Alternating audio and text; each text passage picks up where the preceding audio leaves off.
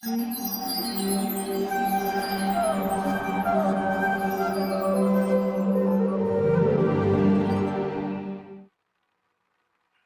आ रहा है मेरा लक्ष्मी? हरे कृष्णा हरे कृष्णा हरे कृष्णा आवाज आ रहा है?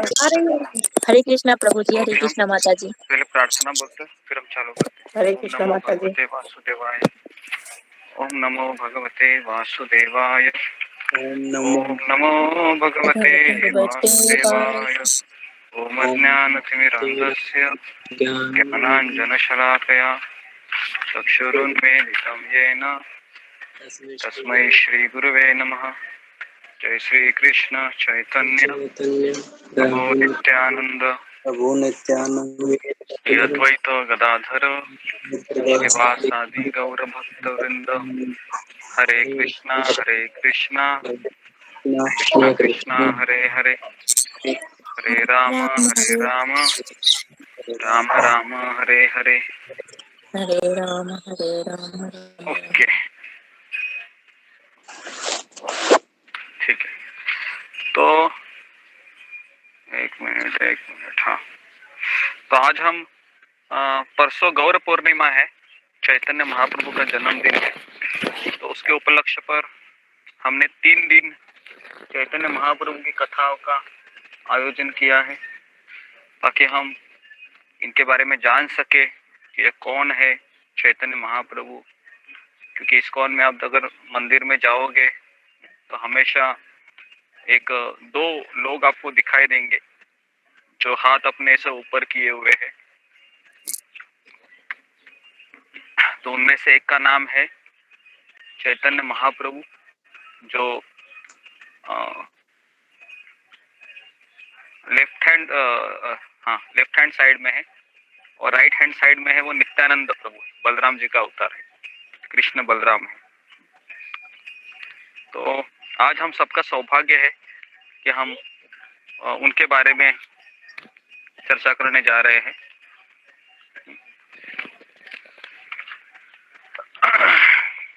तो ये आ गई है क्या? इसका नाम क्या है जूही, रिकॉर्डिंग के लिए? तो फिर हम चालू करते हैं। ओके, तो सबसे पहले हम ये जो हम जप करते समय एक मंत्र बोलते हैं हम, जय श्री कृष्ण चैतन्य प्रभु नित्यानंद श्री अद्वैत गदाधर श्रीवासादि गौर भक्त वृंद। तो ये कौन है? तो इसमें से पांच लोग हैं इसमें। तो ये पहले हमको जानना है, और ये किनके अवतार है ये मैं आपको बताना चाहूंगा। तो आज हमारा पहला प्रश्न है कि ये जो पंच तत्व प्रणाम मंत्र बोलते हैं, तो उनमें से ये कौन व्यक्ति है और ये किनके अवतार है? पहला आपको लिखना है कि श्री कृष्ण चैतन्य, उसके बाद नित्यानंद प्रभु, उसके बाद अद्वैत आचार्य, उसके बाद श्रीवास ठाकुर, और फिर गदाधर पंडित। ये कौन है? ये 5 लोग कौन है? तो ये आपको लिखना है। और सब लोग अपना कैमरे को ऑन कीजिए, जितने लोग हैं यहाँ पर सब लोग कैमरे को ऑन कीजिए। क्वेश्चन रिपीट कर लो। 5 लोग हैं, ये कौन है? किसी को पता है, कुछ आइडिया है कि ये 5 लोग कौन है? किसको पता है? चैतन्य महाप्रभु जो राधा रानी और कृष्ण दोनों के मिक्स अवतार है।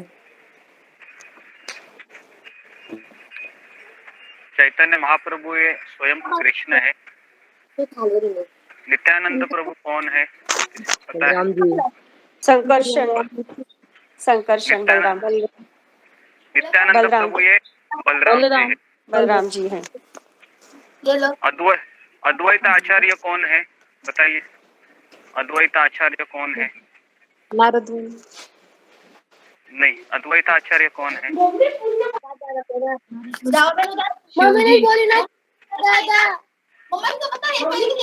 अद्वैत आचार्य ये महाविष्णु के अवतार है। लिखिए, महाविष्णु। साउंड को जरा म्यूट कीजिए, बहुत आवाज आ रहा है किसका। अगर आपको म्यूट अगर आपका आपका साउंड अगर चालू है तो सबका आवाज जाता है यहाँ पर, तो बोलने के वक्त बोल दीजिए, तुरंत म्यूट कीजिए। तो अद्वैत आचार्य ये किनका अवतार है? महाविष्णु का, लिखा आपने। उसके बाद श्रीवास ठाकुर, ये किनका अवतार है? कौन बताएगा? श्रीवास ठाकुर, नारद शिव जी का। हाँ श्रीवास ठाकुर ये नारद मुनि का अवतार है। देखिए नारद मुनि। और गदाधर पंडित ये किनका अवतार है? बताइए। गदाधर पंडित ये अवतार है राधा रानी का। राधा रानी, राधा रानी।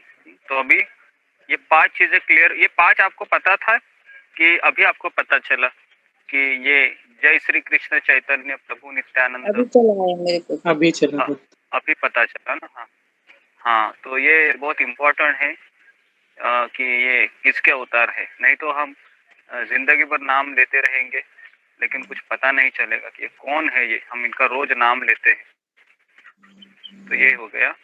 हाँ, तो इसमें से आप देखोगे तो अभी मैंने आपको बताया कि चैतन्य महाप्रभु साक्षात कृष्ण है, गदाधर पंडित ये राधा रानी है, श्रीवास ठाकुर ये नारद मुनि है, अद्वैत आचार्य महाविष्णु है और नित्यानंद प्रभु ये बलराम जी है। ठीक है, अभी हम देखेंगे कि चैतन्य महाप्रभु इस भूलोक पे क्यों अवतार लिए। तो इसके कारण मैं आपको बताना चाहूंगा। तो आपको इसके कारण लिखना है। दूसरा प्रश्न है, चैतन्य महाप्रभु ने क्यों अवतार लिया? तो इसका पहला कारण है कि कृष्ण ने द्वापर युग में भगवत गीता अर्जुन को बताई थी, लेकिन उसका पालन कैसे करना चाहिए यह अर्जुन को सिखाया नहीं था। अर्जुन को केवल बताया था। तो स्वयं कृष्ण एक भक्त के रूप में इस संसार में अवतार लेकर हमें सिखाने के लिए आते हैं कि माधुर्य जो भक्ति है वृंदावन की, वह कैसे करनी चाहिए। तो ये इसका कारण है, आपको लिखना है। तो भगवान कृष्ण ने जो गीता बताई थी उसका पालन कैसे करना चाहिए जीवन में, तो स्वयं कृष्ण चैतन्य महाप्रभु के रूप में अवतरित हुए। उसके बाद दूसरा कारण लिखना है आपको कि भगवान कृष्ण जब राधा रानी को देखते थे कि मैं स्वयं कृष्ण हूँ, मेरा नाम जब लोग लेते हैं तो उनको परम आनंद आता है, तो मैं देख रहा हूँ कि राधा रानी को विशेष आनंद की अनुभूति हो रही है। तो भगवान कृष्ण ने सोचा कि मेरे से भी ज्यादा आनंद राधा रानी को मिल रहा है, तो फिर मैं उस प्रेम का आस्वादन करने के लिए राधा रानी का भाव लेके कृष्ण स्वयं चैतन्य महाप्रभु के रूप में इस संसार में प्रकट होते हैं। ये दूसरा कारण लिखना है आपको। ठीक है, तीसरा कारण लिखना है कि आप कि स्वयं श्री कृष्ण है ये युग धर्म, जो कलयुग का युग धर्म है हरिनाम संकीर्तन, उसको प्रकट करने के लिए इस संसार में आए थे। ओके, और उसके बाद आपको ये 3 कारण आपको लिखने हैं। ओके,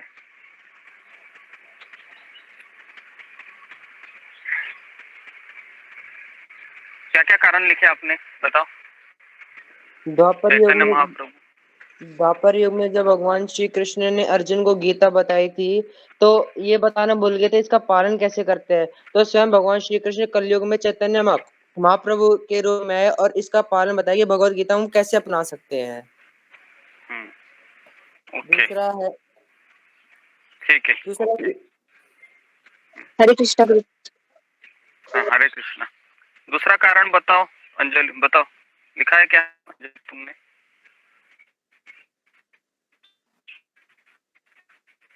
कितने कारण है? हरे कृष्ण। हाँ कितने नंबर क्वेश्चन? नहीं, अभी क्वेश्चन मत पूछो, हो गया अभी, तुम लेट ज्वाइन किया। दूसरा, वो विशेष आनंद राधा रानी को मिल रहा था और हाँ मैं बराबर, आस्वादन के लिए चेतन महाप्रभु के रूप में प्रकट हुए थे। हाँ वेरी गुड वेरी गुड। और तीसरा कारण कौन सा है जो मैंने बताया आपको? कलयुग में महामंत्र के बारे में उसका हाँ, हरि नाम प्रचार करने के लिए। संकीर्तन, हाँ। युग हरि नाम धर्म का संकीर्तन। प्रस्थापन करने के लिए आए। ठीक है, तो ये 3 कारण आपको लिखनी है चैतन्य महाप्रभु के। ओके, तो अभी मैं आपको एक उदाहरण देना चाहूंगा, इसको ध्यान से सुनिए। अभी मैं आपको एक प्रश्न पूछ रहा हूँ कि अभी एक शक्कर है और एक चींटी है। अभी मुझे बताइए, अगर शक्कर कितना मीठा है यह शक्कर समझ नहीं सकता खुद, चीनी, लेकिन जो चींटी होती है वह समझ जाती है कि शक्कर में कितना मिठास है, बराबर है ना। उसी प्रकार से कृष्ण है, वह खुद समझ नहीं सकते कि मेरे में कितना मिठास है। क्या ऐसा मेरे भक्तों में मेरा नाम लेने के पश्चात क्या उनको होता है कि वो अपना सब कुछ छोड़ के मेरे चरणों में आके गिर जाते हैं। तो मैं देखता हूँ कि ये राधा रानी है, इसको ज्यादा आनंद आ रहा है। तो उसी तरह से जो चींटी है वो जब शक्कर के दाने को स्पर्श करती है तो चींटी को ज्यादा आनंद मिलता है।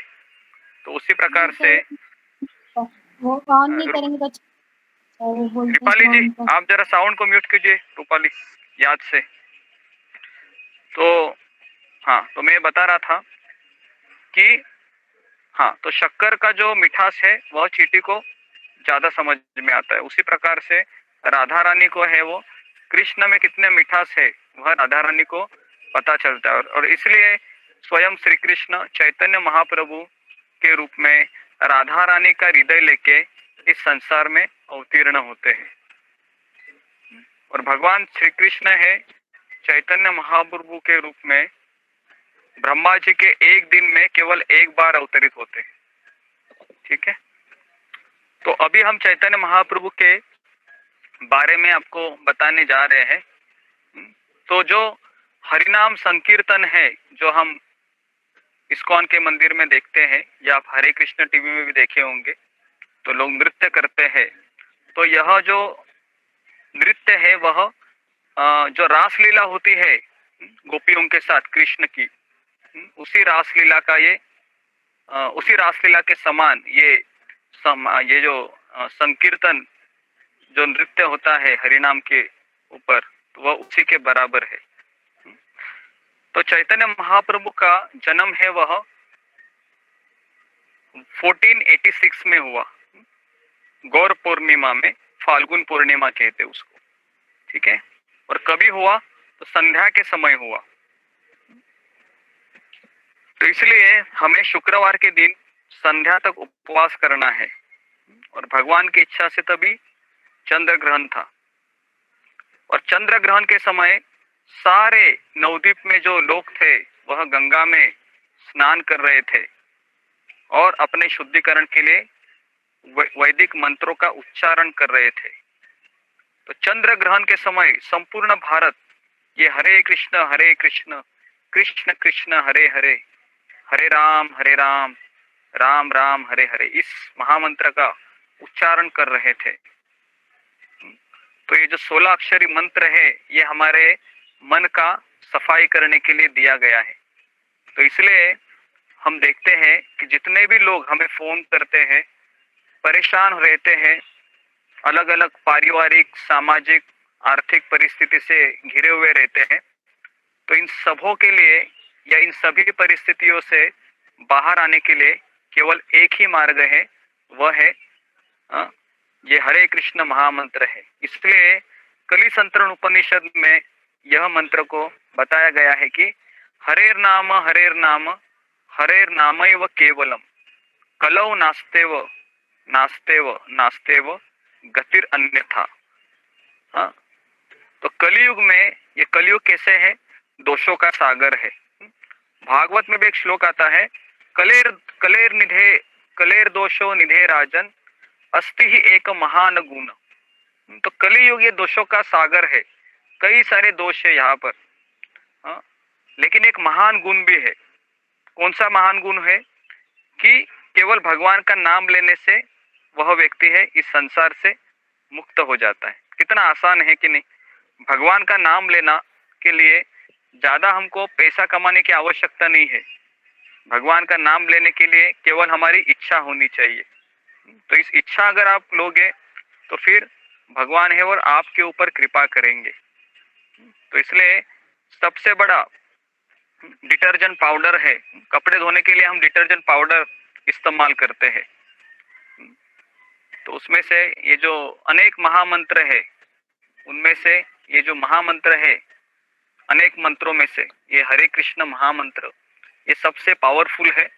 और मैं मेरे स्वयं के जीवन में मैं देख रहा हूँ, मैं जब जहाज में काम करता था तो मेरे पास तो भक्तों का संग भी नहीं था। कोई भक्त मेरे साथ नहीं था 8-10 साल। कोई मुझे माला करते हुए कभी दिखाई नहीं देता था। लेकिन ये हरि नाम को ही मैं रोज सुबह उठ के 4:30-5 बजे में जप करता था, तो ये हरि नाम ने मुझे बचा लिया।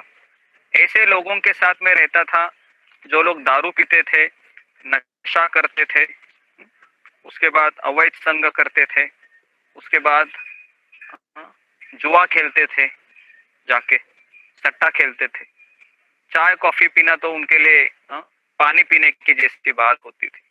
तो ऐसे लोगों के साथ में रहकर केवल हरि नाम करते हुए मैं खुद बचा पाया खुद को माया के जंजाल से। तो इसलिए मेरा ये जो हरे कृष्ण महामंत्र के ऊपर जो विश्वास है वो बहुत बढ़ गया, क्योंकि मैं जानता था कि मेरे में कितनी कमियां हैं, कितने दोष है।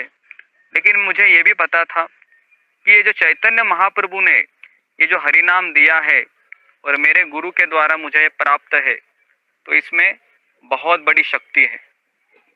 तो अगर इस विश्वास से अगर आप हरि नाम लोगे तो निश्चित ही ये काम करेगा।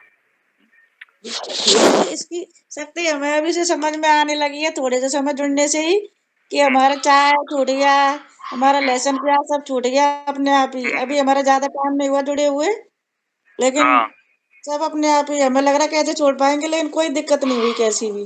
हाँ हाँ हाँ बराबर। तो ऐसे कितने लोगों को ऐसा अनुभव आया है कि ये हरे कृष्ण मंत्र का जप करने से आपका चाय कॉफी या जो भी मांसाहार है या बुरी आदत है वो छूट गई? कितने लोगों का ऐसा अनुभव है? सबका? हाँ प्रभु जी, मुझे भी आया है। हाँ हाँ, तो अच्छा है। तो काफी सारे लोगों का ये अनुभव है। वेरी गुड, बहुत अच्छा है। तो ये जो महामंत्र का कमाल बहुत बढ़िया है। अगर ये कीर्तन के समय लेते हैं, कोई अलग अलग ट्यून है, तो अगर अलग अलग संगीतों में भी ये हरे कृष्ण मंत्र को के ऊपर अगर आप गाओगे नाचोगे, है ना, तो आपको बहुत आनंद आएगा। तो 16 अक्षरी ये मंत्र है, इसका आप उच्चारण करते रहिए। तो जो कोई व्यक्ति इस पवित्र नाम का अपराध से रहित होकर, अगर कोई व्यक्ति है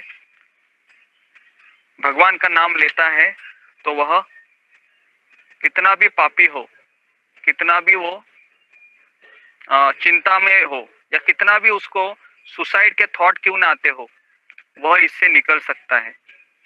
तो इसके लिए आप मुझ पे भरोसा मत कीजिए तो भी चलेगा, लेकिन आप ये हरे कृष्ण महामंत्र है इस पे भरोसा कीजिए, क्योंकि ये जो हमको मिल रहा है, हम नाम ले रहे हैं, ये संसार में देवी देवताओं को भी ये भरोसा है, शुरुआत हुई है। नहीं भरोसा तो पहले आपसे ही हुआ है ना, शुरुआत तो आपसे हुई है। जी जी जी, वो भरोसा है, वो बराबर है। मैं लेकिन बोलता हूँ कि आप इस मंत्र के ऊपर ज्यादा भरोसा कीजिए, क्योंकि ये मंत्र है वो आपको इस भवसागर से दूर निकाल सकता है इस तरीके से। तो ओके, तो अभी हम आगे बढ़ते हैं। पहला मैंने आपको ये बताया कि चींटी का तीसरा आपको प्रश्न ये है कि चींटी और शक्कर के उदाहरण से मैं किस तरह से समझ सकता हूँ कि चैतन्य महाप्रभु का प्रकट क्यों हुआ। तो ये हमारा अगला प्रश्न है। चींटी और शक्कर के उदाहरण से मैं किस तरह से समझ सकता हूँ या समझ सकती हूँ कि चैतन्य महाप्रभु का प्राकट्य क्यों हुआ? प्रश्न हुए अभी तक? कितने प्रश्न हुए? 3 हुए। सब लोग, हाँ, प्रश्न हुए। ओके, तो ठीक है। तो अभी जब चैतन्य महाप्रभु जब बड़े हो रहे थे तो बचपन में वो अपनी माँ के गोद में बहुत रोते थे। वो समझ में आ रहा है क्या? जैसा छोटा बच्चा रोता है वैसे महाप्रभु भी रोते थे। तो पड़ोस की सारी स्त्रियां एक साथ आकर जोर जोर से ये हरिनाम कीर्तन करती थी ताली बजाते हुए। तो उससे वो चैतन्य महाप्रभु ये शांत हो जाते थे। समझ में आ रहा है क्या? तो कोई बच्चा है ना, अभी जैसे चैतन्य महाप्रभु है, कोई बच्चा आपने देखा है रोता है, इतना रोता है कि खिलौना देने के बाद भी शांत नहीं होता है, लेकिन अगर उसकी माँ हरिनाम लेती है तो शांत तो होता है। तो ऐसा कोई बच्चा नहीं है, केवल भगवान ही इस तरह का कार्य कर सकते हैं। बच्चा को अगर आप हरिनाम भी दोगे, जोर जोर से बोलोगे, लेकिन खिलौना देंगे या चॉकलेट दोगे तो तुरंत वो शांत हो जाता है ना बच्चा। आजकल के बच्चों को शांत होना है तो क्या देना पड़ता है? कौन बताएगा मुझे? Mobile phone. मोबाइल मोबाइल देना पड़ता है। हाँ, मोबाइल गुरुजी। तो आप सभी लोग होशियार है मुझे लगता है। समझ में आ रहा है। लेकिन बच्चों को मोबाइल नहीं देना चाहिए, नहीं तो बहुत प्रॉब्लम होगा। हाँ, नहीं तो क्या होगा पता है क्या? अगर आप उसको मोबाइल देंगे, समय नहीं देंगे ना, तो वही बच्चा आपको फिर जब आप बूढ़े हो जाएंगे तो वृद्धाश्रम में भेज देगा। समझ में आ रहा है ना? हाँ, तो आपको भी वो टाटा बाय बाय करेगा। देना पड़ता है, लेकिन हाँ? साथ में उसको मजबूरी है, देना पड़ता है। लेकिन हाँ, साथ तो में उसके उसको लिए कृष्णा का स्टोरी देखो, ये बोलते हैं कृष्णा का स्टोरी देखो। हाँ, वो भी है, लेकिन कभी कभी बेटा है ना, वो शुरुआत करता है कृष्ण की स्टोरी से, और बाद में अगर आप आधा घंटा नहीं देखेंगे ना तो अलग ही स्टोरी रहती है। अभी हमारे भी बेटे, हमने देखा है ये सब चीजें, तो उसके लिए इतना आसान नहीं है। उनके साथ भी बैठना चाहिए, नहीं तो वो गलत साइड ओपन कर सकता है। ओके, तो इस तरह से जो पड़ोसी लोग जब आते थे और जोर जोर से कीर्तन करते थे, और ये जब चैतन्य महाप्रभु, इनका नाम हुआ निमाई करके, तो इनका नाम निमाई क्यों पड़ा? तो हमारा चौथा प्रश्न है कि चैतन्य महाप्रभु को निमाई क्यों कहते हैं? कौन बताएगा? किसको पता है निमाई क्यों कहते हैं? नीम के पेड़ के नीचे जन्म हुआ था। हाँ, वेरी गुड। हाँ, चलो, इसका उत्तर सबको पता है तो मैं नहीं बताऊंगा। आपको लिखना है कि निमाई, इनका नाम निमाई क्यों पड़ा? क्योंकि इनके पिता के घर के आंगन में एक नीम का झाड़ था, तो उसके कारण इनका नाम निमाई पड़ा। तो ये जब 6 महीने के थे तो अन्नप्राशन, बच्चों को अन्नप्राशन कराते हैं। तब एक कहा जाता है कि अगर आपके घर में कोई साधु रहेगा तो साधु को बुलाना पड़ता है, और वह अपने हाथ के चम्मच से बच्चे को खिलाता है, तो उसको कहते हैं अन्नप्राशन संस्कार। तो आप में से कितने लोगों ने, कितने माँ ने ये किया है अपने बच्चों को इस तरीके से? किया? मैंने किया है प्रभु जी, मैंने किया है प्रभु जी। यस प्रभु जी किया है। किया है? ओके, वेरी गुड, बहुत अच्छा है फिर किया है तो। अब प्रभु जी दोबारा बताना, मेरा नेट कट गया था। मैंने बताया था कि कितनी माँ ने कि अपने बच्चों का जो अन्नप्राशन संस्कार होते हैं वह साधु के हाथ से उनको चम्मच करके मुंह में ऐसे दिया है। तो वो मैंने पूछा था, तो यहाँ पर कुछ ये इन्होंने, मनीषा, आपने दिया है, मनीषा ने दिया है, और भी 2-4 है जिन्होंने कहा हमने किया है, तो बहुत अच्छा चीज है। तो इस तरीके से, हाँ, अच्छा है। तो इस तरीके से अभी बच्चा का इंटरेस्ट कहाँ है ये देखने के लिए बच्चे के सामने बहुत पैसा रखा गया, और उसी एक रूम में गीता और भागवत रखा गया, और बच्चों को बोला कि अभी देखेंगे कि ये बच्चा भविष्य में क्या बनेगा, इससे पता चलता है। तो निमाई है वह अपने पैरों तले रेंगते रेंगते कहा जाता है, जहाँ पर पैसे रखे हैं वहां नहीं जाता है, वह गीता और भागवत को हाथ में लेके उसको हाथ में लेता है। तो इससे समझ में आता है कि आपका बेटा या आगे जाके कौन बनेगा। तो कितने लोगों ने किया है आप में से कि छोटे छोटे छोटे समय में पैसा रखा जाता है और गीता गीता भागवत रखा जाता है और बच्चे को बोलते हैं अभी तुम क्या करो, देखो अभी ये बच्चा आगे चल के क्या बनेगा। किया है किसी ने? प्रभु जी। हाँ किया है, अरे वाह अच्छा है, वेरी गुड। चलो इतने सारे लोगों में एक दो लोग है, बहुत बढ़िया है ये एक्चुअली अच्छा है, साधारण बात नहीं है, ये कोई ऐसे करता नहीं है आज के युग में, लेकिन आप कर रहे हो, बहुत अच्छा है। हाँ सबके हाँ सब लोग अपने कैमरे को ऑन कीजिए, किसी का कैमरा चालू नहीं है, मुझे तो अंधेरा दिखा है अभी।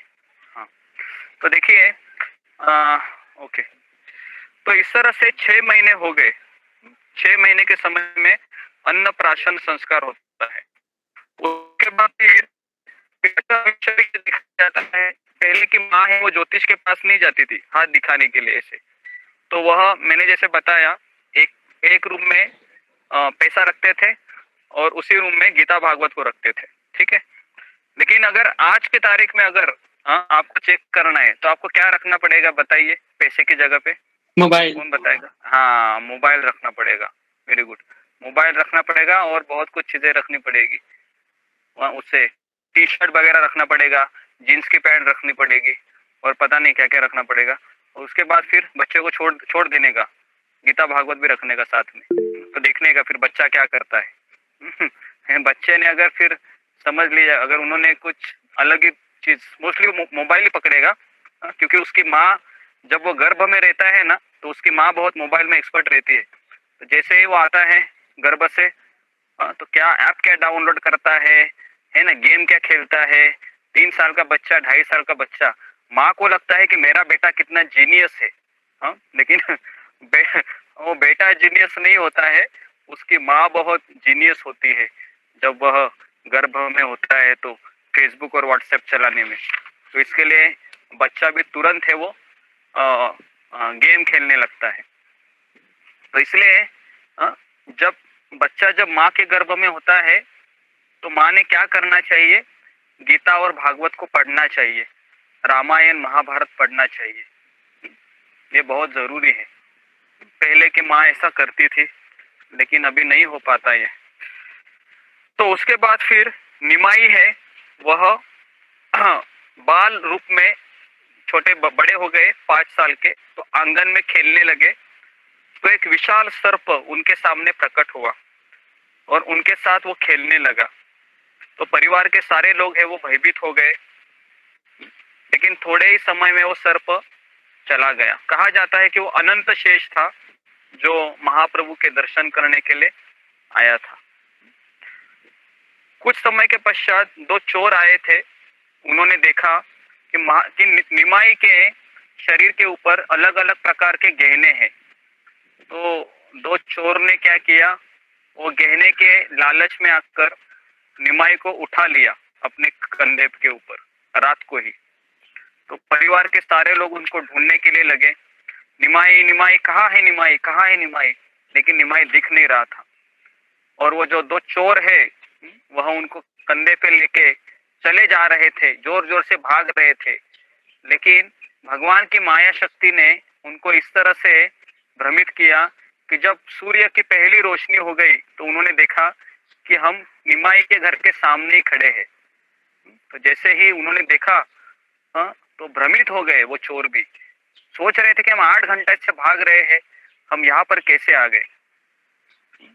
तो कृष्णदास कविराज गोस्वामी जो चैतन्य चरितामृत के जो लेखक है वो लिखते हैं कि भगवान की इच्छा थी कि कोई मुझे कंधे पे आके पूरे नवद्वीप का भ्रमण करे। तो भगवान ने उन चोर के माध्यम से अपनी इच्छा को पूरा किया।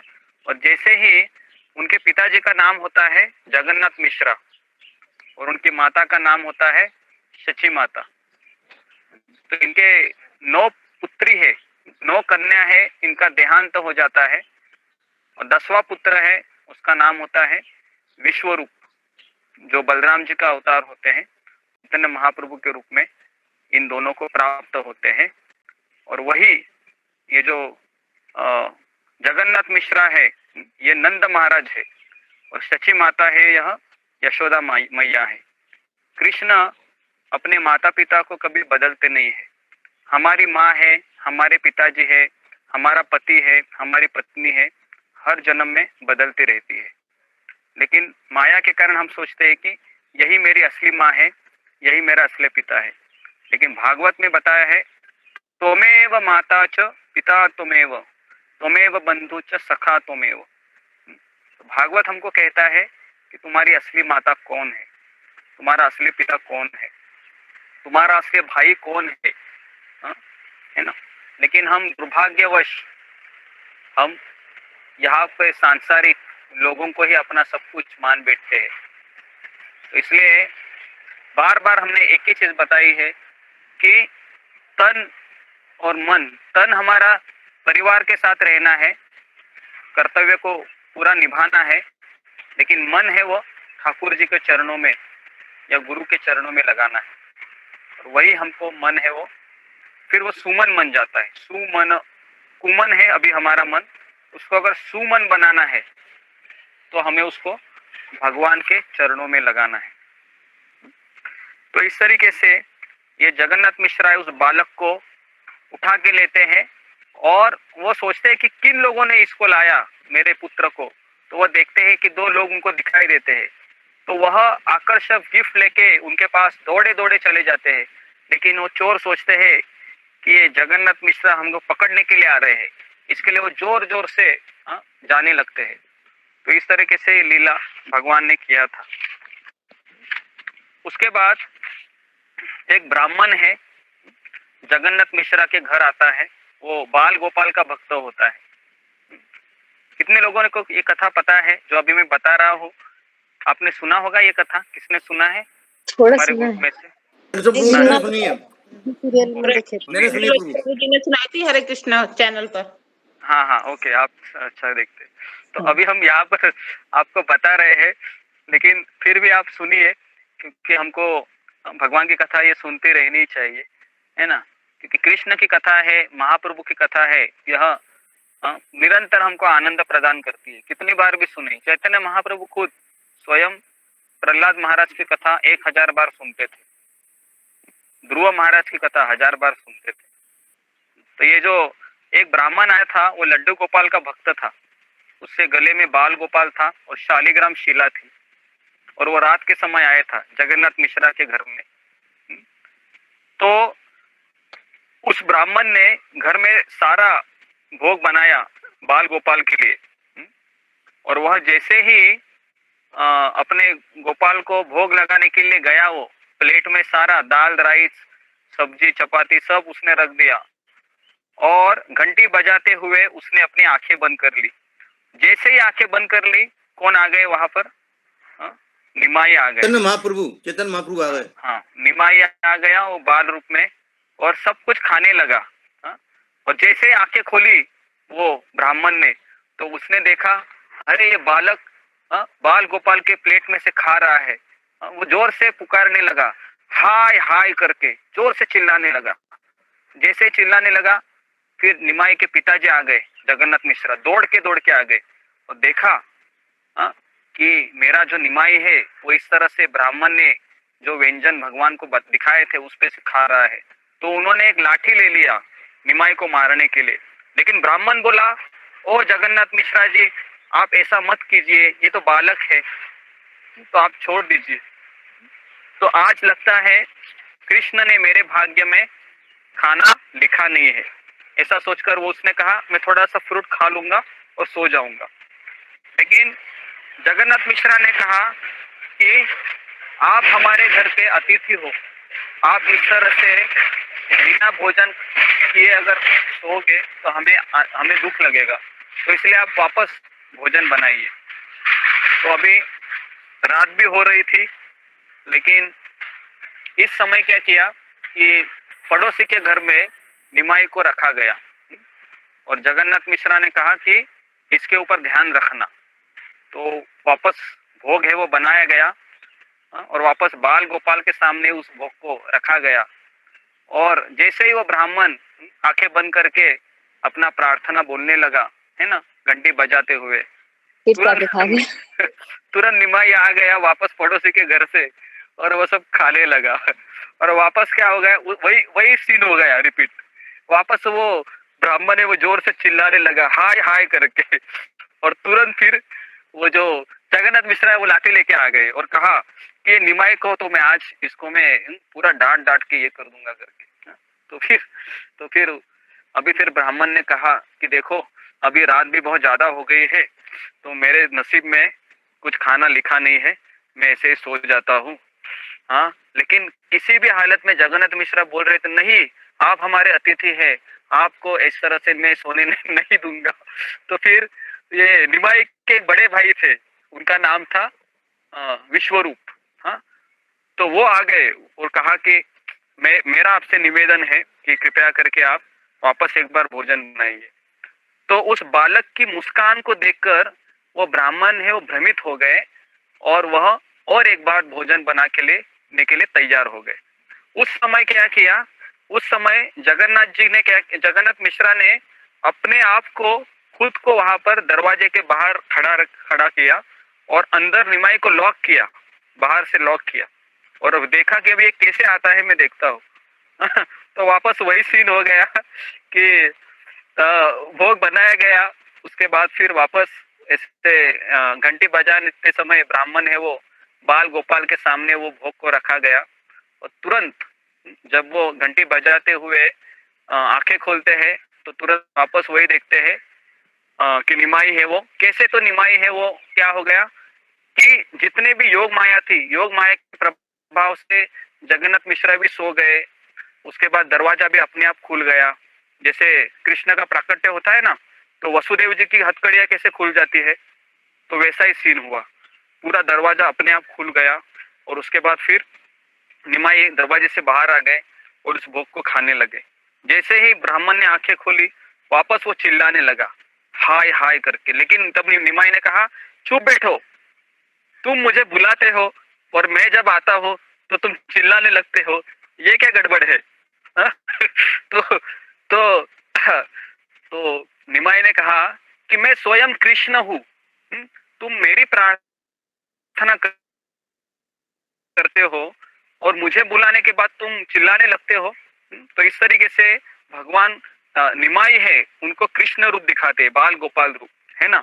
और जैसे ही वो रूप देखता है ब्राह्मण तो उसके आंखों से अश्रु आ जाते हैं और वो जमीन पे गिर जाता है और उसको रोमांचित हो जाता है, अष्ट सात्विक विकार आने लगते हैं और सारा वो जो भोग है ना वो सारा अपना जैसे साबुन कैसे लगाते हैं हम पूरे शरीर को, वैसा वो सारा भोग वो लगाता है, अपने आंखों को अपने पूरे शरीर को लगाता है और ऐसे नाचने लगता है। और फिर निमाई कहता है कि मैंने जो तुमको दर्शन दिया है बाल गोपाल का, है ना, तो इसके बारे में किसी को बताना नहीं है। तो इस तरीके से वह वापस निमाई के रूप में आ जाते हैं और अपनी योग माया का प्रभाव निकाल देते हैं। और जगन्नाथ मिश्रा जब आते हैं और देखते हैं कि ये ब्राह्मण ने सारा भोग है अपने शरीर को लगाया है, हाँ, तो उसको पूछते हैं कि क्या किया आपने करके। हाँ, तो ब्राह्मण कुछ बता नहीं पाता है, लेकिन ये ब्राह्मण कहता है कि आपका घर साक्षात वृंदावन है, आपके घर में कृष्ण है, इस तरीके से वो बोलने लगते हैं। और फिर वो जो ब्राह्मण है कभी नवद्वीप छोड़कर नहीं जाता है, उधर ही रहता है वो। तो इस तरीके से ये जो पहली ये लीला थी आज हमने देखी कि इसमें स्वयं कृष्ण है, चैतन्य महाप्रभु के रूप में आकर उस ब्राह्मण को अपना दर्शन देते हैं। तो ये जो आपको कथा है इसको संक्षिप्त में लिखनी है। तो ये हमारा चौथा प्रश्न रहेगा कि ये जो ब्राह्मण और चैतन्य महाप्रभु ने ब्राह्मण को कैसे दर्शन दिया, संक्षिप्त में लिखिए, बाल गोपाल वाले ब्राह्मण को। चोर वाला भी इंक्लूड करना है इसमें, चोर वाला भी नहीं, एक केवल इंसिडेंस लिखिए, जो मैंने लास्ट वाला इंसिडेंस थोड़ा सा लिखिए, किस तरह से वो ब्राह्मण ने भोग बनाया था और कृष्णा चैतन्य महाप्रभु ने दर्शन दिया और अपना पूरा उसने भोग है वो अपने शरीर को लगा दिया और इस तरह से दर्शन दिया। तो ये आपको लिखना है, ठीक है। उसके बाद महाप्रभु ने अनेक बाल लीला किया। तो कहा जाता है कि जब वो गायत्री करते थे पानी में, गंगा में, तो वो चुपके से उनके पैर के नीचे से आते थे और उनको डरा देते थे। तो इस तरह से ब्राह्मण ने कई सारे ब्राह्मण ने उनके पिता जगन्नाथ मिश्रा के पास कंप्लेंट किया कि तुम्हारा बेटा है वो स्कूल नहीं जाता है, गंगा नदी में आकर हमको गायत्री भी नहीं करने देता है। तो इस तरीके से ये जो नवद्वीप में कुछ लड़कियां रहती थी, वह घाट पे जाके स्नान करती थी और शंकर की पूजा करती थी कि उनको अच्छा पति मिलना चाहिए, क्योंकि ये हिंदू परिवार में एक प्रथा होती है। तो महाप्रभु वहां पर खड़े रह के कहते थे कि हे भगिनों, हे माताओं, तुम्हें शंकर को अर्पण करने के लिए तुमने जो लाया है वो सब मुझे अर्पण करो, क्योंकि शंकर भी मेरा ही भक्त है, पार्वती मेरी दासी है। अगर तुम मेरी पूजा करोगे तो सारे देवी देवता संतुष्ट होंगे। तो इस तरीके से ये जो जितने भी लेडीज थी कुमारियां, वह उनकी आज्ञा को पालन करने के लिए मनाई करती थी। तो फिर वो निमाई कहता था, फिर मैं तुमको शाप देता हूँ कि तुम्हारा शादी है वो बुढ़े से होगा, या फिर तुम्हारी शादी ऐसे पति से होगा कि जिसका पहले से ही 10 पत्नियां हैं और तुमको उसके सारे बच्चे हैं संभालने होंगे।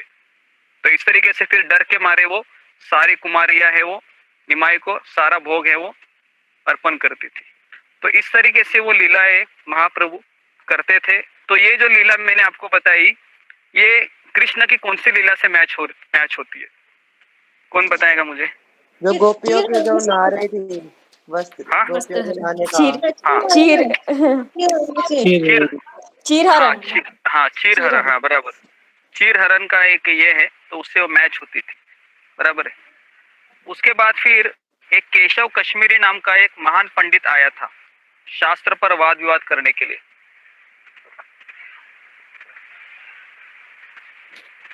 और वो इतना बड़ा पंडित था कि उसने दिग्विजय पंडित था वो, उसने जितने भी लोग हैं, विद्वान लोग हैं, उनके ऊपर उसने तर्क वितर्क से विजय प्राप्त करके वो नवद्वीप में आया था।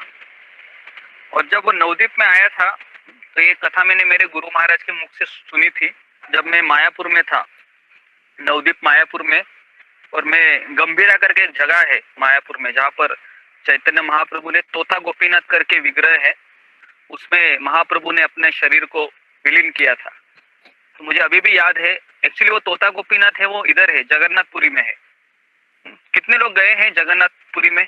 तोता गोपीनाथ मंदिर है, गए हैं? तोता गोपीनाथ टेम्पल है जहाँ पर महाप्रभु, उड़ीसा के लोग हैं रहने वाले, वो लोग गए होंगे या उनको पता ही नहीं है। तोता गोपीनाथ करके एक जगह है पुरी में, ठीक है, कोई नहीं गया लगता है। नहीं, ठीक है। तो हाँ, तो इस तरीके से ये एक दिन हम जाएंगे उधर तोता गोपीनाथ, भगवान ने चाहा तो, ठीक है। तो ये जो केशव कश्मीरी था, ये बहुत दिग्विजय पंडित था, नवद्वीप में आया था और उन्होंने अनेक वाद विवाद किए थे और भारत के जितने भी केंद्र थे सबको इसने भेंट दिया था। तो नवद्वीप में जब ये आ गया केशव कश्मीरी, तो सारे जितने भी लोग थे वो सारे, किसका आवाज आ रहा है? ममता जी आप साउंड म्यूट कीजिए। हाँ, तो जितने भी नवद्वीप के ब्राह्मण थे वो सारे लोग डर के मारे भागने लगे, क्योंकि ये सोचने लगे कि अगर ये दिग्विजय पंडित केशव कश्मीरी अगर हमें हराएगा तो सारे नवद्वीप में हमारी नाक कटेगी। तो इसलिए जितने भी नवद्वीप के विद्वान लोग थे उन्होंने सोचा कि हम निमाई को आगे कर लेंगे, कि निमाई भी खुद को बहुत ब्राह्मण समझता है और बहुत पंडित समझता है, निमाई पंडित करके। हाँ, अगर निमाई पंडित अगर हार गया दिग्विजय पंडित से, तो ये तो छोटा सा बच्चा है ना, हार गया तो क्या नवद्वीप में उतना हमारा उतना दुर्भाग्य नहीं होगा। लेकिन अगर ये जीत गया निमाई, तो फिर हम सोचेंगे कि ये निमाई इनको हरा सकता है, क्योंकि हम निमाई से हम स्कॉलर है। इस तरीके से ये जितने भी ब्राह्मण थे नवद्वीप के सोच रहे थे। तो जैसे ही केशव कश्मीरी आ गया तो निमाई उनको दिखाई दिया गंगा के घाट पे। तो हाथी के ऊपर आया था वो बैठकर। तो किसी ने कहा उनको कि ये निमाई पंडित है, यह बहुत विख्यात विद्वान है। तो केशव कश्मीरी को भी पता चला था, जब वह नवद्वीप में आया था तो किसी ने बताया था कि ये निमाई पंडित से तुम तर्क वितर्क करो। तो इस तरीके से ये दोनों तर्क वितर्क करने लगे। तो केशव कश्मीरी ने कहा कि बोलो बालक, तुमको किस तरह से प्रतिस्पर्धा करनी है मेरे से। तो निमाई पंडित ने कहा कि मैं तो बालक हूँ और आप दिग्विजय पंडित हो, तो मेरा आपसे एक ही निवेदन है कि आप गंगा के ऊपर गंगा की प्रशंसा करो। तो तुरंत वो 5 मिनट में ही गंगा के ऊपर 100 श्लोक ऐसे ही बोल देते हैं, खड़खड़ खड़। ऐसा कहा जाता है कि उसके मुंह में सरस्वती देवी बैठती थी और वो सरस्वती देवी का भक्त था। तो 100 श्लोकों का रचना करने के पश्चात निमाई कहते हैं कि आपने बहुत अच्छे गंगा के नदी के ऊपर श्लोकों की रचना की, लेकिन आपने 64 नंबर श्लोक में त्रुटि है। तो दिग्विजय पंडित सोचने लगा, असंभव, मैंने किए गए श्लोकों में कभी त्रुटि हो ही नहीं सकती। इस तरह से वो बोलने लगा। फिर निमाई ने कहा कि मैं आपको वो त्रुटि दिखा सकता हूँ। तो दिग्विजय पंडित कहा, हाँ बताओ क्या त्रुटि है। तो निमाई ने कहा कि आपने वहां पर भवानी भरता करके एक शब्द का प्रयोग किया है। हाँ, तो भवानी मतलब कौन? तो भवानी मतलब शिव जी की पत्नी, और भरता मतलब क्या? भरता मतलब भी पति। तो इसका अर्थ ऐसे होता है कि शिव जी के पत्नी का पति, ऐसा उसका अर्थ होता है।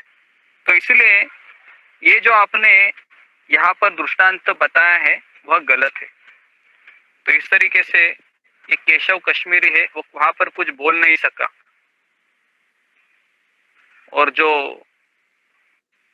परास्त हो गया था वो एक छोटे बालक के सामने। तो जितने भी निमाई के मित्र है वो सब चिल्लाने लगे।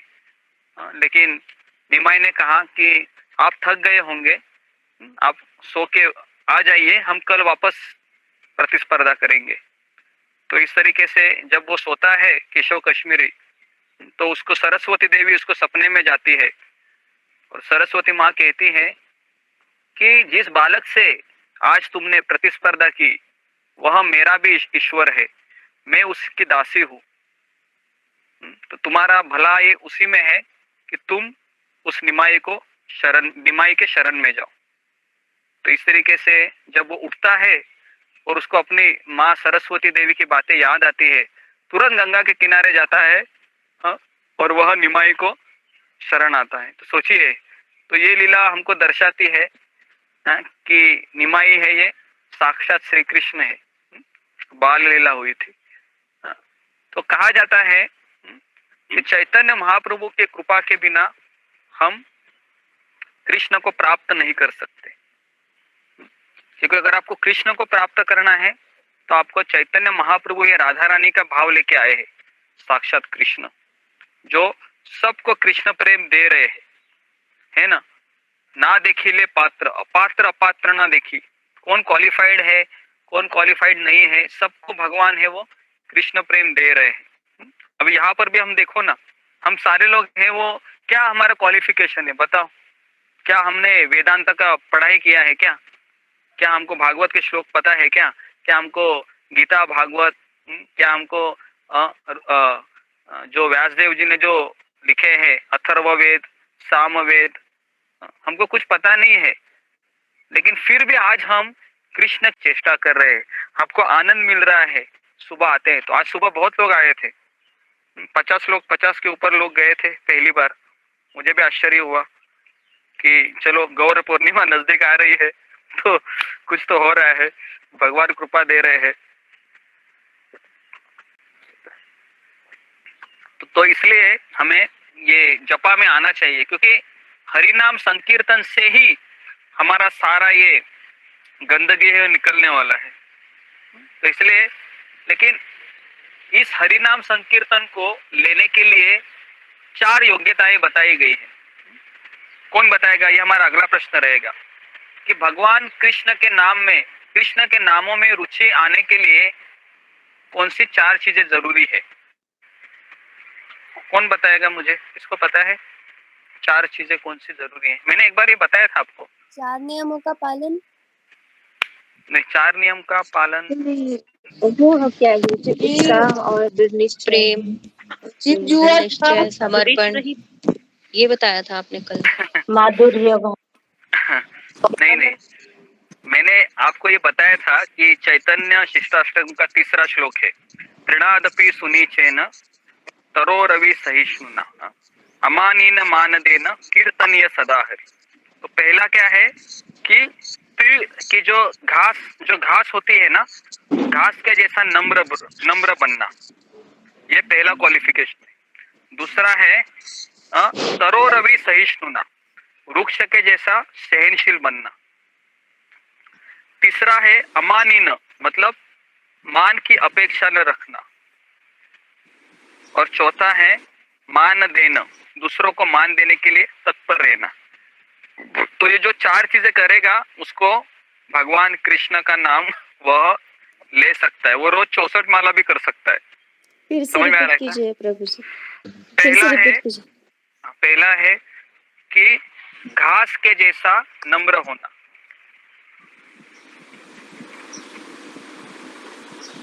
घास के जैसा नम्र होना। दूसरा है कि झाड़ के जैसा सहिष्णु होना।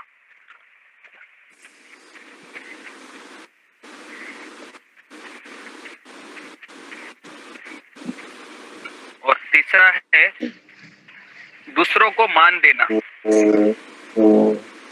दूसरों को मान देने के लिए तत्पर होना। और चौथा है खुद मान की अपेक्षा न करना। ये 4 चीजें मैंने बताई थी।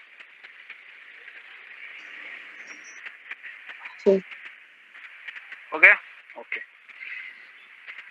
ओके, तो ये 4 चीजें आपको लिखना है। तो अभी आप चेक करो कि मैंने अपने व्यक्तिगत जीवन में इन चारों में से कितने में चीज पालन कर रही हूँ, ये हमारा अगला प्रश्न है। उसी में लिखो कि मैं अपने जीवन में कितने चीज फॉलो कर रही हूँ चारों में से। है, बहुत इंपॉर्टेंट है ना ये, बराबर कि नहीं? हाँ प्रभु जी। हाँ, इम्पोर्टेंट है, चारों में से मैं कितना फॉलो कर रही हूँ।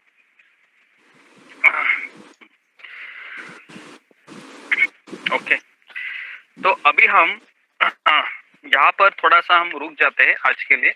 और मैं अभी आपको हमारे एक आचार्य है जिन्होंने महाप्रभु के बारे में एक भजन लिखा है, उसका मैं थोड़ा सा आपको अनुवाद करके मैं आपको बताता हूँ। चैतन्य महाप्रभु के बारे में प्रार्थना लिखी है, ठीक है? तो सब लोग साउंड को जरा म्यूट कीजिए, सारे लोग। तो 10 मिनट में इसको एक्सप्लेन करता हूँ। ये मेरा सबसे पसंद का भजन है, मुझे बहुत ये भजन अच्छा लगता है। नरोत्तम दास ठाकुर है हमारे आचार्य, उन्होंने ये भजन गाया है। ये नरोत्तम दास ठाकुर और कुछ नहीं है, ये एक मंजीरी है।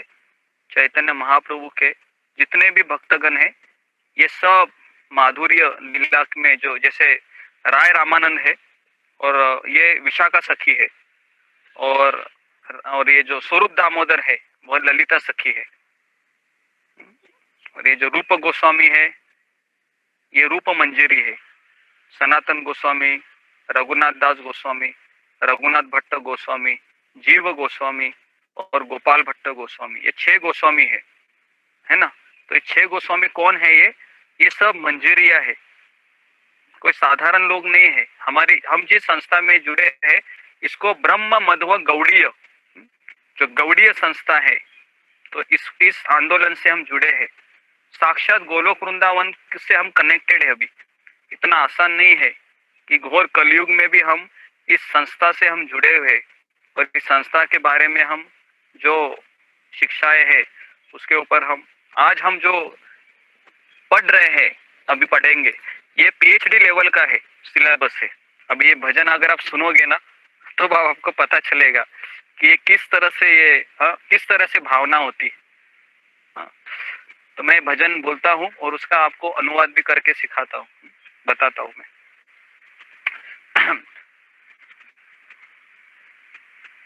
गौरांगेर दुटी पद जार धन संपद से जाने भक्ति रस सार, से जाने भक्ति रस सार। तो इसमें बताया गया है कि चैतन्य महाप्रभु के वर्षन है ना, हाँ बंगाली में है, ये बंगाली भजन बोल रहा हूँ मैं अभी। तो गौरांगेर दुटी पद, तो गौरांग महाप्रभु के जो 2 चरण है, जार धन संपद, तो यही मेरा धन है। तो एक भक्त के लिए क्या धन होना चाहिए? भगवान के चरण कमल, है ना। उसके लिए और कोई धन बढ़कर नहीं होना चाहिए। अगर हमको लगता है कि मेरे पास लाखों रुपए आएगा, मेरे पास करोड़ों रुपए आएगा और वही मेरा धन है, तो फिर हम माया में है। क्योंकि हमारा धन क्या है? भगवान के चरण कमल, वही हमारा धन है। अगर वो मेरे पास है तो मैं सबसे धनवान व्यक्ति हूँ, अगर वो मेरे पास नहीं है तो मैं सबसे भिखारी हूँ। तो ये हमको समझना चाहिए। से जाने भक्ति रस सार, अगर जिसको ये पता चला है ना, वही व्यक्ति भक्ति रस को जान सकता है कि कृष्ण के चरण है, वही मेरा असली धन है। उसके बाद अगले श्लोक में बताया गया है, गौरांगेर मधुर लीला जार करने प्रवेशिला, हृदय निर्मल भेलो तार, हृदय निर्मल भेलो तार। तो इसमें बताया है गौरांगेर मधुर लीला, तो चैतन्य महाप्रभु की जो मधुर लीला है, जिसके कर्ण में वह प्रवेश करती है तो उससे क्या होता है? हृदय निर्मल भेलोतार, उसका हृदय निर्मल हो जाता है। तो आज आपने 1 घंटा है वो भगवान की जो मधुर लीला है उसका श्रवण किया, हाँ, तो 4 बजे के बाद आपका हृदय निर्मल हो जाएगा, बराबर। क्योंकि यहाँ पर ऐसे ही बताया है कि भगवान की लीला अगर हम अपने कानों से अगर हम श्रवण करेंगे तो हमारा हृदय है वो निर्मल हो जाएगा। उसके बाद बताया है, जे गौरांगेर नाम लोय तारहय प्रेमोदय, तारे मुई जाए बोली हारी, तारे मुई जाए बलिहारी। तो इसमें बताया है जो गौरांग का नाम लेता है क्या होता है? उसमें तारहय प्रेमोदय, इसके हृदय में भगवान के प्रेम का उदय हो जाता है। और ऐसे भक्त पर मैं बलिहारी जाता हूँ। बलिहारी मतलब अगर कोई चैतन्य महाप्रभु का भक्त मुझे मिलता है तो उसके लिए मैं कुछ भी करने के लिए तैयार हूँ, उसका कोई भी आदेश का मैं पालन करूंगा, क्योंकि वो मेरे कृष्ण का वो भक्त है ना। इस तरीके से ये नरोत्तम दास ठाकुर अपनी भावना को प्रदर्शित कर रहे हैं। उसके बाद कहते हैं, गौरांग गुणे ते झुरे, नित्य लीला तारे स्फुरे, ते जन भक्ति अधिकारी, से जन भक्ति अधिकारी। तो इसमें बताया है कि गौरांग गुणे ते झुरे, जो गौरांग के गुणों में रमन करता है, नित्य लीला तारे स्फुरे, वही व्यक्ति राधांग महाप्रभु और राधा कृष्ण ये दोनों कोई अलग नहीं है, ये दोनों एक ही है। और वही व्यक्ति भक्ति का अधिकारी है। तो इसलिए मैं आपको आज चैतन्य महाप्रभु के बारे में इसलिए बताना चाहा क्योंकि आपको पता होना चाहिए कि जिस आंदोलन से अभी मैं जुड़ी हूँ या जुड़ा हूँ, ये आंदोलन का जो फाउंडेशन है वो क्या है। इस आंदोलन का फाउंडेशन चैतन्य महाप्रभु है ना। अगर चैतन्य महाप्रभु को आप नहीं जानते हैं और आप सोचोगे कि मैं डायरेक्ट कृष्ण के पास जाऊंगी, तो ये आपको बहुत बड़ा भ्रम है। आपको कृष्ण नहीं मिलेंगे। आपको चैतन्य महाप्रभु को पूरी जानना होगा। कौन है ये महाप्रभु? जैसे मैंने आज बताया आपको, ये कौन है चैतन्य महाप्रभु? एक लाइन में अगर आपको बताना चाहेंगे तो आप कौन बताएगा मुझे कि चैतन्य महाप्रभु कौन है? साक्षात कृष्ण, चैतन्य महाप्रभु राधा और कृष्ण, हम राधा कृष्ण है, राधा कृष्ण का रूप है, रूप नहीं है, रूप नहीं है ये। कौन अच्छे से बताएगा? हाँ। राधा का हृदय लेकर कृष्ण आए हैं। हाँ, वेरी गुड। राधा का हृदय लेके स्वयं कृष्ण आए हैं, ये इसका उसकी उत्तर है ना। बाहर से कृष्ण है लेकिन अंदर सॉफ्टवेयर है ना, वह राधा रानी का है, हृदय राधा रानी का है। साउंड को जरा म्यूट कीजिए यशोदा जी, साउंड को म्यूट कीजिए। ओके, तो ये हो गए हमारे 2 कड़वे हो गए, और भी 2 है। कैसा लग रहा है आपको ये भजन? अच्छा लग रहा है सुनने में? बहुत अच्छा लग रहा है। आप गाते भी अच्छा हो। ठीक है, तो अभी और है, तीसरा चौथा भी है। उसके बाद अभी भक्तों की यहाँ पर प्रशंसा की गई है।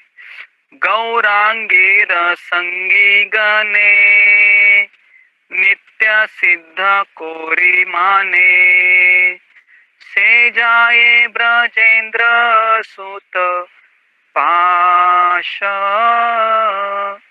से जाए ब्रजेंद्र सुत पाश। हाँ, तो इसमें बताया गया है कि जो चैतन्य महाप्रभु के जो भक्तगण है ना, वह सब कैसे नित्य सिद्ध है, मतलब हमारी तरह नित्यबद्ध नहीं है। 2 कैटेगरी के लोग होते हैं, जीवात्मा होते हैं। एक होता है नित्यबद्ध और दूसरा होता है नित्य सिद्ध। नित्य सिद्ध मतलब जैसे ध्रुव महाराज है, प्रहलाद महाराज है, अर्जुन है, युधिष्ठिर महाराज है ना। तो ये हो गए नित्य सिद्ध, जिनको भगवान की माया है वो स्पर्श नहीं करती। तो चैतन्य महाप्रभु के जितने भी संगी गण है वह कैसे है? नित्य सिद्ध है। और वह ब्रजेंद्र सुत, ब्रजेंद्र सुत मतलब कृष्ण के पास उनके परम धाम से ही आते हैं। अभी उसके बाद उन्होंने ये गौड़ मंडल, जहाँ पर कृष्ण का अवतार हुआ, चैतन्य महाप्रभु का अवतार हुआ था, उस भूमि की प्रशंसा की गई है। तो अगला कड़वा मैं बोलता हूँ। श्री गौड़ मंडल भूमि जे बाजाने चिंतामणि, तार होए ब्रज भूमि वास, तार होए ब्रज भूमि पास। तो इसमें बताया गया है जो गौड़ मंडल भूमि, जो नवोद्वीप है, मायापुर है पश्चिम बंगाल में, है ना। अगर वह जो गौड़ मंडल को जो भूमि है उसको चिंतामणि के रूप में जानता है, वही व्यक्ति वृंदावन में वास कर सकता है। तो इसके लिए अगर आपको वृंदावन जाना है ना, भले आप वृंदावन गए होंगे, लेकिन अगर आप नवद्वीप अभी तक गए नहीं है तो समझने का आप वृंदावन जाकर भी नहीं जाने के सवाल है। तो उसके लिए हम जिस आंदोलन में है अभी, तो हमारे लिए नवद्वीप मायापुर है, यही हमारा वृंदावन है, क्योंकि महाप्रभु ने साक्षात वहां पर अवतार लिया था। तो इसलिए मेरे घर में भी मैंने चैतन्य महाप्रभु नित्यानंद प्रभु का ही मैं पूजा कर रहा हूँ पिछले 10 साल से। मैंने कभी राधा कृष्ण की मैं भजन मैंने गाता हूँ, लेकिन मेरे लिए अगर सबसे नजदीक है वो चैतन्य महाप्रभु है, क्योंकि सबसे दयावान अवतार है ना। कभी ये नहीं बोलते हैं कि तुम ये मत करो वो मत करो। कृष्ण बोलते हैं मेरे पास आना है तो सब कुछ छोड़ना होगा, लेकिन चैतन्य महाप्रभु कहते हैं कुछ मत छोड़ो, घर में ही रहो और भगवान का नाम ले लो। तो इसलिए सबसे दयावान अवतार है चैतन्य महाप्रभु। तो प्रभु जी, अगर जो हमें यात्रा करने की इच्छा हो, पहले वृंदावन में नवद्वीप जाना चाहिए? हाँ, नवद्वीप जाना चाहिए। अभी देखिए, आज अभी गौर पूर्णिमा है तो मैं चैतन्य महाप्रभु की स्तुति करूंगा, जन्माष्टमी आएगी तो फिर मैं कृष्ण की स्तुति करूंगा, बराबर है। तो अभी क्या है, हमारा चल रहा है तो चैतन्य महाप्रभु का जन्मदिन है परसों, तो इसके लिए मैं अभी मायापुर को ग्लोरीफाई करूंगा, है ना। लेकिन जब जून जुलाई में जब जन्माष्टमी आएंगे तो फिर मैं यही बात कहूंगा कि वृंदावन में जाना चाहिए। तो हमारे लिए ये दोनों भी तीर्थस्थली है, वृंदावन और नवद्वीप मायापुर, ये दोनों एक ही समान है। लेकिन जो वृंदावन में अगर कोई अपराध करता है तो उसको बंदर का जन्म मिलता है, समझ में आया क्या। लेकिन मायापुर में अपराध करने से महाप्रभु क्षमा कर देते हैं, तो इसलिए ज्यादा मर्सीफुल धाम है कलयुग में नवद्वीप मायापुर। इसके लिए आप देखोगे राधा माधव है ना। आप मंगल आरती अगर मायापुर के देखोगे 4:30 बजे तो हजारों लोग रहते हैं ऑनलाइन, देखो आप 4:30 बजे। लेकिन वृंदावन में इतने लोग नहीं दिखेंगे आपको ऑनलाइन, केवल 200 300 100 200 ही दिखेंगे। तो इसलिए कलयुग में है ना कि सबसे प्रभावशाली जो अवतार है वो चैतन्य महाप्रभु है, और सबसे औदार्य धाम है वह है नवद्वीप मायापुर। तो मुझे अभी भी याद है, परसों मायापुर जा रहे हैं। हाँ जाके आइए, अच्छा है। तो देखिए, मुझे अभी भी याद है जब मैं भक्ति में आया था 2004 को, तो मेरा जस्ट ग्रेजुएशन हुआ था और मेरा पहला जॉब लगा था, 2007-6 की बात है ये। तो मैंने मेरा पहला जॉब मेरा चल ही रहा था, लेकिन नवद्वीप में यात्रा निकली थी, तो मेरे मन में बहुत दुविधा हो रही थी कि सारे भक्तगण जा रहे हैं नवद्वीप मायापुर और मैं अकेला ही यहाँ पर, मुझे एकदम सूना सूना लग रहा था।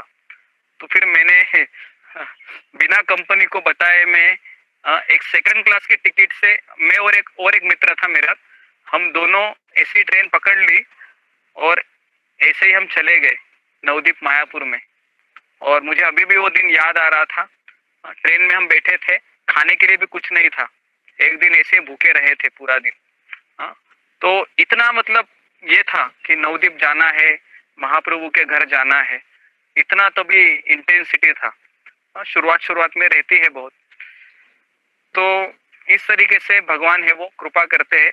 और जब मैं 15 दिन के बाद आ गया वापस मुंबई में, तो भगवान की कृपा ऐसे हो गई कि मुझे उन्होंने जॉब से निकाला भी नहीं जॉब मुझे, मेरा जॉब कंटिन्यू रहा। तो इस तरीके से मुझे वो इंसिडेंस याद आया अभी जब मैं बता रहा था आपको। तो अभी हमारा आखिरी जब हरे कृष्ण प्रभु, जब हरि नाम करते हैं तब तो हम उसमें हरे कृष्ण बोलते हैं ना, चैतन्य महाप्रभु तो नहीं आते ना उसमें? नहीं, उसमें नहीं आते हैं। लेकिन इसके लिए मैंने बताया आपको कि हम जय श्री कृष्ण चैतन्य प्रभु के वो जो पंचतत्व मंत्र इसलिए बोलते हैं क्योंकि हम ये शास्त्र का मंत्र को ठीक तरीके से बोल नहीं सकते या इसमें अपराध होते हैं। तो पंचतत्व प्रणाम मंत्र बोलने से क्या होता है, हमारे जितने भी अपराध है मंत्र बोलने से उसका हमको परिणाम नहीं होता है। तो इसलिए हम वो पंचतत्व प्रणाम मंत्र सबको बोलना है कंपलसरी। हाँ, और मैं देखा हूँ, अगर मैं ऑडियो भी ऑन करता हूँ तो आपने सुना भी होगा कि जैसे मेरा माला होता है तो मैं जय श्री कृष्ण चैतन्य प्रभु नित्यानंद श्री अद्वैत गदाधर श्रीवासादि गौर भक्त वृंद ऐसे बोलता हूँ। उसके बाद मैं बोलता हूँ श्रील प्रभुपाद की जय, नामाचार्य हरिदास ठाकुर की जय, गुरु महाराज की जय, ऐसे बोल के मैं चालू करता हूँ। उन्होंने अवतार इसीलिए लिया कि कृष्ण की भक्ति कैसे करे, ये सिखाने के लिए। हाँ, दोनों एक साथ। जी एक ही बात बोले। हाँ, दोनों भी एक ही समय में एक ही बात, एक ही प्रश्न बोले। आश्चर्य है, ठीक है, अच्छा है। तो तो ये हमारा चौथा है, वो मैं पूरा करता हूँ 5 मिनट में, प्रभु जी, फिर आप हाँ बोलिए। मैं पूछ रही थी कि ना हम चैतन्य महाप्रभु के नजदीक कैसे जाते? बताओ कि गौर प्रेम रसार्णवे सेतरंगे जे बाडुबे से राधा माधव अंत रंग से राधा माधव अंतरंग गृहे बावने ते थाके हाँ गौरांग बोले डाके नरोत्तम मांगे तार संग नरोत्तम मांगे तार संग। हाँ, तो ये चौथा इसमें से आखिरी ये है। तो इसमें बताया है कि जो व्यक्ति चैतन्य महाप्रभु के प्रेम के सागर की तरंगों में जो डूबता है, वही व्यक्ति राधा कृष्ण की लीला में पार्षद बन सकता है। समझ में आ रहा है क्या? तो इसलिए अगर आपको कृष्ण का प्रेमी बनना है तो वह रास्ता महाप्रभु के प्रेम की सागर से जाता है। तो ये इसलिए मैंने आज ये चैप्टर इसलिए लिया क्योंकि सब लोग हमारे इसमें कृष्ण की भक्ति कर रहे हैं, है ना, गोपाल के भक्त ज्यादा है लेकिन मैं आपको वही बताना चाह रहा हूँ कि गोपाल की भक्ति बहुत दूर है, पहले हमें महाप्रभु के भक्त बनना है। तो इसलिए 2 दिन, आने वाले 2 दिन में और कथा बताऊंगा आपको महाप्रभु की, ताकि आपको समझ में आएगा कि कौन है ये चैतन्य महाप्रभु। हाँ, चैतन्य महाप्रभु ये राधा कृष्ण ही है, दोनों राधा कृष्ण है ये। तो इसलिए महाप्रभु को जानो, वही महाप्रभु हमको ये राधा माधव को ही देने आए हैं। हाँ, तो कोई व्यक्ति घर में रहे या वन में रहे, केवल वो गौरांग कर कर उनको पुकारना है। और जो व्यक्ति गौरांग ऐसे जोर से बोलता है, वही व्यक्ति नरोत्तम दास ठाकुर है, वो कहते हैं कि मुझे उस व्यक्ति का संग चाहिए। तो सोचो नरोत्तम दास ठाकुर जैसे आचार्य भी उस व्यक्ति का संग प्राप्त करने के अभिलाषी है, जो व्यक्ति गौरांग के नाम में डूब गया है। गौरांग गौरांग। तो अगर आप नवद्वीप जाओगे तो सारे लोग वहां पर कृष्ण का नाम कोई नहीं लेते हैं, सब लोग बोलते हैं गौरांग नित्यानंद, ऐसे बोलते हैं। तो इस तरीके से मैंने आज गौरंग क्यों बोलते हैं गुरुजी, थोड़ा समझ नहीं आया। गौरांग मतलब गौर मतलब स्वर्ण, अंग मतलब कांति। तो उनका जो कांति है वो स्वर्ण रंग की, स्वर्ण मतलब तप्त कांचन गौरांगी, जो हाँ गोल्डन। भगवान का जो अवतार है ये गौर अंग। हाँ, गौर अंग, अंग मतलब कांति और गौर मतलब स्वर्ण कांति बेसिकली। राधा रानी तो इस तरीके से क्वेश्चन था कि जैसे हम बोलते हैं कि भगवत गीता का हम प्रचार करते हैं, चैतन्य चरणामृत का हम प्रचार नहीं करते, जो हमारे सीनियर डिवोटीज होते हैं, आचार्य होते हैं, हमें उनसे सुनना चाहिए। तो अगर हमें चैतन्य महाप्रभु की भक्ति करनी होती है तो फिर हम उसका प्रचार क्यों नहीं करते, भगवत गीता का प्रचार पहले क्यों करते? क्योंकि महाप्रभु ने भी यही बताया था कि आप कृष्ण के उपदेशों का पालन करो, है ना, बोलो कृष्ण, भज कृष्ण, कर कृष्ण शिक्षा। तो इसलिए चैतन्य महाप्रभु भी ये नहीं कहते कि मेरा नाम ले लो, चैतन्य महाप्रभु क्या कहते हैं, कृष्ण का नाम ले लो। लेकिन चैतन्य महाप्रभु ये भक्त के रूप में आए हैं, है ना। चैतन्य महाप्रभु, अगर चैतन्य महाप्रभु को कोई व्यक्ति कहता था कि आप कृष्ण हो, तो महाप्रभु अपने आंखें बंद कर लेते थे और कहते थे मैं कृष्ण नहीं हूँ, मैं कृष्ण का दास हूँ। तो इसलिए इसको छन्न अवतार कहा जाता है। छन्न अवतार मतलब कोई भी इनको पहचान नहीं सकता है, चैतन्य महाप्रभु को। तो इसलिए अगर हम आगे, अभी हम केवल बाल लीला में कर रहे हैं, इसका मध्य लीला और अंत लीला, उसमें दोनों में भी कृष्ण चैतन्य महाप्रभु साक्षात श्रीवास ठाकुर के आंगन में, कल हम देखेंगे कि श्रीवास ठाकुर के आंगन में चैतन्य महाप्रभु रात को नृत्य करते हैं और किस तरह से श्रीवास ठाकुर का बच्चा मर जाता है उसी रात। फिर भी श्रीवास ठाकुर है वह संकीर्तन को चालू रखते हैं। और फिर महाप्रभु जब बताते हैं कि श्रीवास ठाकुर तुम्हारा बच्चा मरने के बाद भी तुमने ये संकीर्तन को चालू रखा, तो ऐसा भक्त मुझे कहाँ मिलेगा श्रीवास। तो इस तरीके से चैतन्य चरितामृत इतना मीठा है कि भागवत से भी मीठा है। अभी तो मैंने कुछ बताया ही नहीं है, लेकिन जब चैतन्य चरितामृत हम पढ़ेंगे, उसकी कथा सुनेंगे, तो आपको ऐसा लगेगा कि कृष्ण से भी ये मीठा है ना चैतन्य चरितामृत। तो कभी क्योंकि पीएचडी के लेवल का है, तो इसके लिए हम स्टेप बाय स्टेप जा रहे हैं। हरे कृष्णा प्रभु। हाँ चैतन्य महाप्रभु बोलते हैं कि ये उनको पढ़ना चाहिए नहीं अभी, क्योंकि अभी आप प्राइमरी स्टेज पे हो। नहीं ऐसा कुछ नहीं है, तो इसलिए मैंने समझ में नहीं आएगा आपको। नहीं, अभी समझ में आ रहा है ना, मैं आपको समझा तो रहा हूँ ना कैसे इसको अप्रोच करना है। पहले हमको महाप्रभु के लीलाओं का स्मरण करना है, फिर हम देखेंगे चैतन्य शिष्टाष्टकम देखेंगे कि महाप्रभु ने 8 श्लोकों की रचना किया है, जिसमें श्रद्धा, साधु संग, भजन क्रिया, अनर्थ निवृत्ति, रुचि, नाम, आसक्ति, प्रेम, इसके ये 8 श्लोक है। वो भी मैं आपको बताऊंगा कि किस तरह से हमारा महाप्रभु ने किस तरह से ये 8 श्लोक दिए हैं हमें, किस तरह से इसका अभ्यास करना है, कैसे कैसे स्टेज आती है। तो अभी हम केवल गीता इसलिए सीख रहे हैं ताकि ये तो पता चले कि भक्ति करना कितना जरूरी है। वही हमारा क्लियर नहीं है।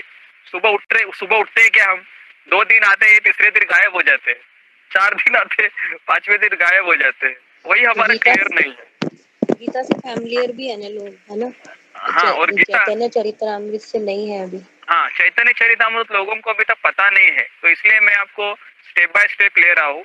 गीता पढ़ने के बाद हम उपदेशामृत लेंगे और 1-2 किताबें, उसके बाद हम भागवत लेंगे, और भागवत आपको पूरा समझ में आएगा, गीता समझ में आएगी, फिर हम चैतन्य चरितामृत लेंगे। तो मुझे लगता है कम से कम 2 साल तो हमको जाएंगे, लेकिन अभी ये 2 साल में भी कितने लोग यहाँ पर रहते हैं वो समय ही बताएगा, है ना प्रभु। मुझे पता है कि चैतन्य महाप्रभु वानप्रस्थ के बारे में कहते थे, वानप्रस्थ लेने को या संन्यास लेने, ये वानप्रस्थ और संन्यास के बारे में उन्होंने कुछ कहा है? नहीं, ऐसा कुछ नहीं है। फिलहाल महाप्रभु ने हमको जो शिष्टाष्टकम बताया है वो खास करके रूप गोस्वामी, सनातन गोस्वामी को जो उपदेश दिए हैं। चैतन्य एक किताब है चैतन्य महाप्रभु की शिक्षाएं करके, उसको तुम पढ़ो, उसमें सब बताया है क्या क्या बताया था। हाँ, ले लो। और चैतन्य चरितामृत के भी 9 वॉल्यूम्स ले लूं? 9 वॉल्यूम ले लो। हाँ, ले लो, पढ़ो उसको, बहुत अच्छा है। 3000 के मिल रहे हैं यहाँ पे। उतना पैसा है क्या लेकिन तुम्हारे पास? तो ले लो, 3000 बहुत ज्यादा है। हाँ है। बेटर है कि अभी हम जो पढ़ाई कर रहे हैं ना उस पर कॉन्सेंट्रेट करो, और धीरे धीरे जब अगले साल जाओगे मायापुर तो ले लो चैतन्य चरितामृत। तब तक हमारा भागवत भी चला जाएगा, भागवत भी तब तक होगा। तो चैतन्य चरितामृत टीचिंग्स ऑफ चैतन्य। हाँ, टीचिंग ऑफ लॉर्ड चैतन्य, वो केवल 100 रुपए का किताब है, वो ले लो। 100-150 रुपए का है कुछ तो। ठीक है, तो आज हमने, कैसा लगा आज आपको आज सेशन? अच्छा लगा? बहुत नया मैंने बताया, बहुत अच्छा लगा। बहुत अच्छा लगा। गाया ना, ये जो भजन गाया ना, ये बहुत टचिंग था। हाँ, वेरी गुड। चलो, आज तो आपके पास 5 मिनट है। चैतन्य महाप्रभु पे एक बंगाली में बहुत अच्छी मूवी बनी है, इंग्लिश सबटाइटल से, वो भी बहुत अच्छी। हाँ, वो तो कोई देखी है, मैंने भी देखी है। हाँ, कोई मूवी है उसको डाल दो, फिर ब्लैक एंड व्हाइट में है ना वो मूवी, मुझे लगता है ब्लैक एंड व्हाइट में, बंगाली में है, लेकिन वो पूरी मूवी बंगाली में है, इंग्लिश सबटाइटल है उसमें। हाँ, मैंने भी देखी है, समझ में आ जाती है। समझ में आ जाते हैं। हाँ, उसको भी आप देख सकते हो अगर आपको मूवी देखने की इच्छा है तो। मैंने तो देखी है प्रभु जी। हाँ, तो प्रभु जी कहते हैं कि जो सीरियल्स होते हैं या जो ऐसे मूवीज जो बॉलीवुड वाले बनाते हैं, तो वो एक तरीके से हमें मिसगाइड करती है, तो ये ट्रू है? जैसे कितने सारे सीरियल्स आते हैं राधा कृष्ण के ऊपर या फिर उनके बाल लीलाएं के ऊपर, तो वो उनमें जो स्टोरीज दिखाते हैं वो चीजें हमें माननी चाहिए, क्योंकि वो काफी डिफरेंट होती है, और हमारे जो शास्त्रों में या हमारे जो डिवोटीज बताते हैं वो डिफरेंट होती है। जी, तो उसके लिए ना अभी उसके लिए हम मूवी है ना, अभी जो पुराने ब्लैक एंड व्हाइट मूवी है वो ऑथेंटिक है। हरिदास ठाकुर का भी एक मूवी है, वो भी बहुत अच्छा है। दोनों मूवी में डाल देता हूँ, तो आप दोनों मूवी देखिए, आपको बहुत अच्छा लगेगा। और वो पुरानी मूवी है, ठीक है। हाँ, गौर में पाए कि आइडल को वर्शिप कर सकते हैं विदाउट दीक्षा के, मतलब दीक्षा के बाद ही हाँ करना हाँ चाहिए? यस, नहीं अभी गौर निताई का जो मेरा पहला डीटीज था गौर निताई का ही था। मैं पिछले 15 साल से मैं गौर निताई का डीटीज का वर्शिप कर रहा हूँ।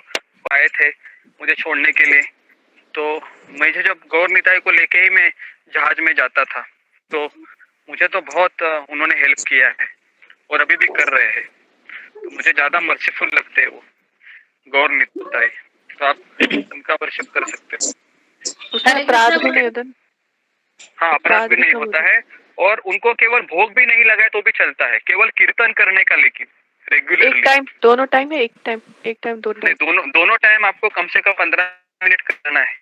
ओके। उसमें कंजूसी नहीं करना है आपको, 2 मिनट तो करना है, दो टाइम करना है। ठीक है। जैसे प्रभु जी भोग लगाएंगे तो कृष्ण भगवान और उनको एक साथ ही लगाएंगे क्या? हाँ, सबको एक साथ ही लगा देते हैं। पता नहीं मुझे। हाँ ठीक है, तो यहाँ पर हम किसी को गुरुजी एक प्रश्न था। गुरुजी, हाँ बोलो। हाँ मैं ये कह रही थी, गुरुजी सुख क्या है? मतलब जैसे कि हम, मतलब हमें सब कुछ मिल रहा है, सब कुछ अच्छा हो रहा है, वही सुख है हमारे लिए गुरुजी? जैसे या हमारे कोई छोड़ के चला, तो गुरुजी जैसे कोई छोड़ के चला गया वो हमारे पाप कर्म है गुरुजी, ऐसा कुछ?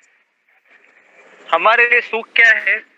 हमारे लिए भक्तों का संग रहा है, वही सुख है। ये भक्त लोग चले गए तो फिर कितना भी पैसा है वो सब दुखी है, बराबर के नहीं? सब लोग एग्री करते हैं इसमें? हाँ सही है गुरुजी। मैं ये कह रही अच्छे छोड़ के चला जाए तो वो हमारे पाप की वजह से होता है? भक्त भी अच्छे होने चाहिए ना प्रभु। जन्म का कोई पाप होता है? गुरुजी असली सुख है आसक्ति से दूर जाना, ये असली सुख है। हाँ, लेकिन आसक्ति से दूर कभी जाओगे जब आप किस में आसक्ति लगाओगे? तो हमें भक्तों में आसक्ति लगानी है, कृष्ण में आसक्ति लगानी है ना? जी। तभी फिर हम गलत चीजों से दूर जाओगे। हाँ जी। ठीक है, तो यहाँ पर हम रुकते हैं। हरे कृष्णा हरे कृष्णा हरे कृष्णा हरे राम राम राम हरे चैतन्य महाप्रभु की जय, गौरांग महाप्रभु की जय।